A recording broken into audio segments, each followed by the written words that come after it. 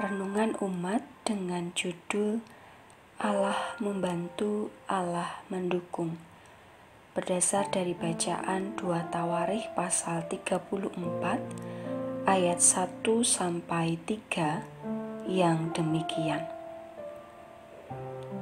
Yosia berumur 8 tahun pada waktu ia menjadi raja, dan 31 tahun lamanya ia memerintah di Yerusalem. Ia melakukan apa yang benar di mata Tuhan dan hidup seperti Daud, bapa leluhurnya, dan tidak menyimpang ke kanan atau ke kiri. Pada tahun ke-8 dari pemerintahannya, ketika ia masih muda belia, ia mulai mencari Allah Daud, bapa leluhurnya, dan pada tahun ke-12 ia mulai mentahirkan Yehuda dan Yerusalem daripada bukit-bukit pengorbanan, tiang-tiang berhala, patung-patung pahatan, dan patung-patung tuangan. Demikianlah firman Tuhan. Yang berbahagia ialah setiap orang yang mendengarkan firman Tuhan dan yang memeliharanya. Haleluya. Bapak, Ibu, dan Saudara yang dikasihi Tuhan, tema yang kita renungkan saat ini terkait dengan kisah hidup Yosia. Nama Yosia sendiri itu berarti Allah membantu, Allah mendukung.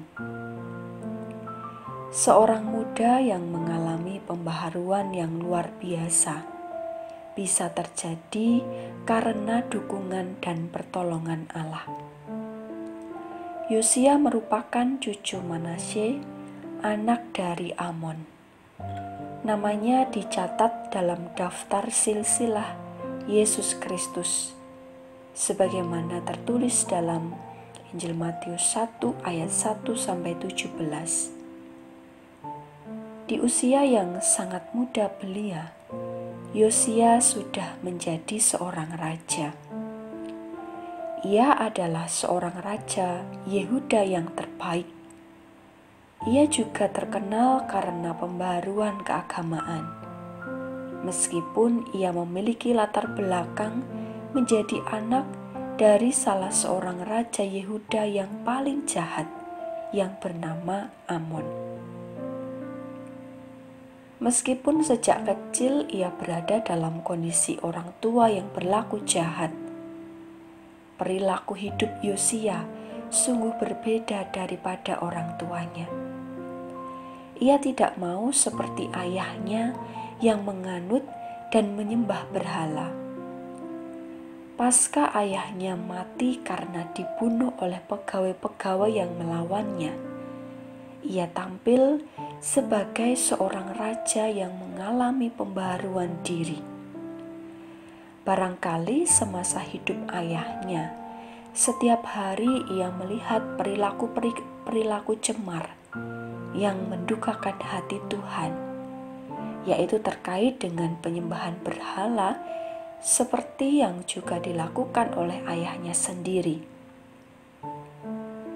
Ia menggantikan ayahnya menjadi raja dan tampil menjadi pribadi yang dibaharui, melakukan apa yang benar di mata Tuhan. Meskipun ia sudah memiliki jabatan sebagai seorang raja, ia tidak menggunakan kesempatan itu untuk memenuhi keinginan atau hasrat mudanya untuk menyimpang ke kanan atau ke kiri. Di usia mudanya, ia mencari Allah Daud, Allah kota benteng yang teguh, Allah gunung batu yang kokoh, Allah leluhurnya.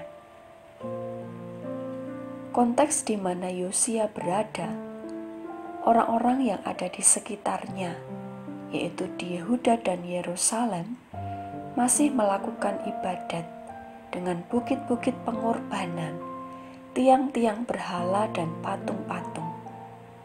Mereka tidak menyembah Allah, melainkan pada Baal dan berhala-berhala.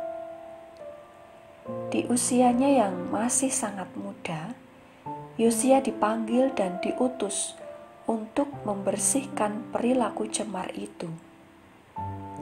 Ia mulai mentahirkan Yehuda dan Yerusalem dari berhala-berhala. Yosia dipanggil dan diutus untuk membersihkan Yehuda dan Yerusalem tak hanya secara fisik dengan merobohkan mezbah para Baal dan patung-patung berhala, melainkan supaya umat Tuhan mengalami perubahan secara rohani, bukan menyembah kepada Baal atau berhala-berhala, tetapi menyembah Allah, untuk menyatakan kesetiaan pada Allah. Yosia diperlengkapi dengan kuasa Allah untuk membawa kemajuan bagi kehidupan umatnya.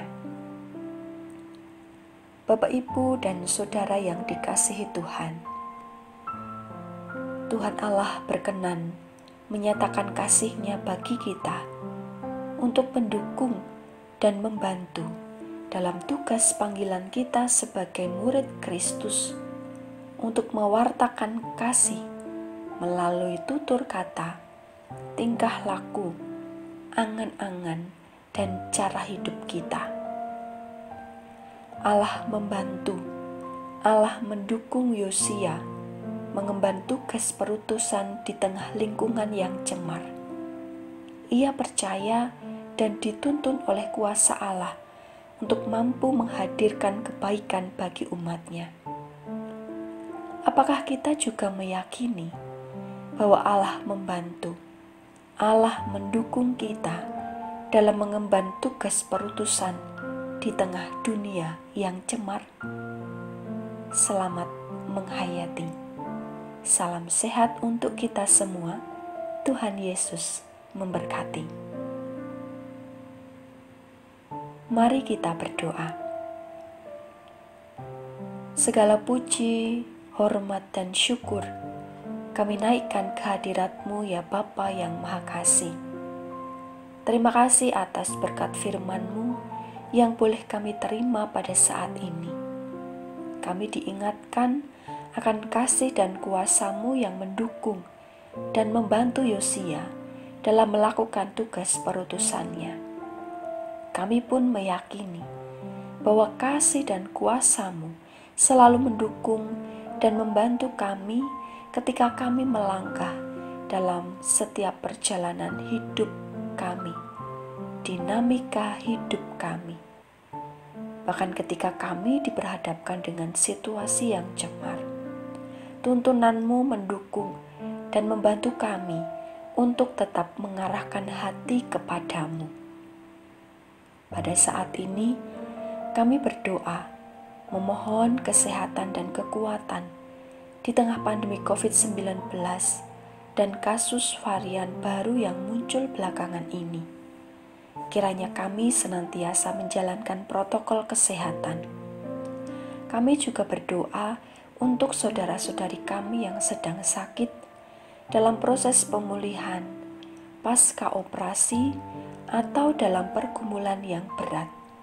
Kiranya Tuhan pulihkan dan berikan semangat. Kami meyakini bahwa Engkau tidak akan pernah meninggalkan kami. Terima kasih Bapa. Kami berserah pada kehendak dan karya-Mu. Dalam nama Tuhan Yesus Kristus, kami berdoa dan mengucap syukur. Amin.